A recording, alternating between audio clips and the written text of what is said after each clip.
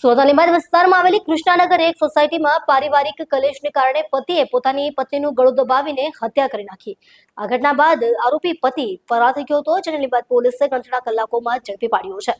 પોલીસે હત્યાનો ગુનો દાખલ કરી વધુ પૂછતાછ હાથ ધરી છે. પ્રાપ્ત માહિતી અનુસાર પારિવારિક કલેશને કારણે આ હત્યાની ઘટના બની હોવાનું પ્રાથમિક તપાસમાં સામે આવ્યું છે. ઘટના બાદ આરોપી પતિ ફરાર થઈ ગયો હતો, પરંતુ લીંબાદ પોલીસ સ્ટેશનમાં હત્યાનો ગુનો દાખલ થતા જ પોલીસ એક્શનમાં આવી ગઈ હતી. લીંબાદ પોલીસે ત્વરિત કાર્યવાહી કરતા ગણતરીના કલાકોમાં જ હત્યારા પતિને ઝડપી પાડવામાં સફળતા મેળવી હતી. પોલીસે આરોપીની ધરપકડ કરી તેની પૂછતાછ શરૂ કરી છે.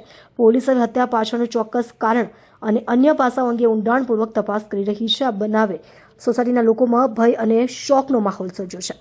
લીંબાયત પોસ્ટે વિસ્તારમાં આવેલ કૃષ્ણનગરમાં રહેતા જીતેન્દ્રભાઈ માળી એક એવી જાહેરાત આપેલી કે પોતાની પત્નીને ચક્કર આવતા પડી જતા મૃત્યુ પામેલ છે. જે સંબંધે પોલીસે લીંબાયત પોલીસ ખાતે એડીનો બનાવ બનવા પામેલ છે એ બાબતની જાહેરાત લઈ અને તપાસ હાથ ધરેલ.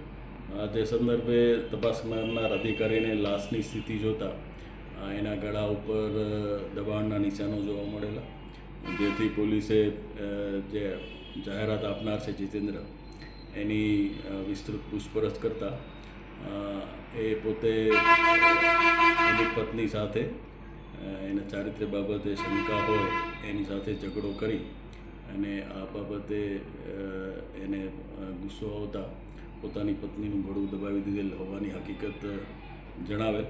જે સંદર્ભે જે મરણ જનાર છે ગીતાંજલિ, એના ભાઈને બોલાવી એની સાથે એની પૂછપરછ કરતાં એના ભાઈએ હકીકત જાણેલ અને પોલીસે આ સંદર્ભે ખૂનનો ગુનો બનતો હોય ગુનો દાખલ કરી અને આ જે આરોપી છે જીતેન્દ્ર, એની ધરપકડ કરેલ છે.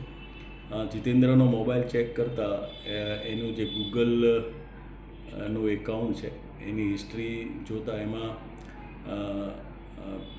ક્યારે કોઈ વ્યક્તિને શ્વાસ રૂંધાવવાથી શું થઈ શકે, ક્લોરોફોર્મ ક્યાં મળી શકે, એ સિવાય યુટ્યુબની હિસ્ટ્રી પણ જોતાં પણ એમાં પણ કઈ રીતે માણસને જે છે એ શ્વાસ ક્યાં સુધી અટકાવી શકાય, એનું કેવી રીતે મૃત્યુ પામે અને ક્લોરોફોર્મ ક્યાં મળી શકે, મેડિકલ શોપમાં મળે કે નહીં, આ બાબતની હિસ્ટ્રી જોવા મળે.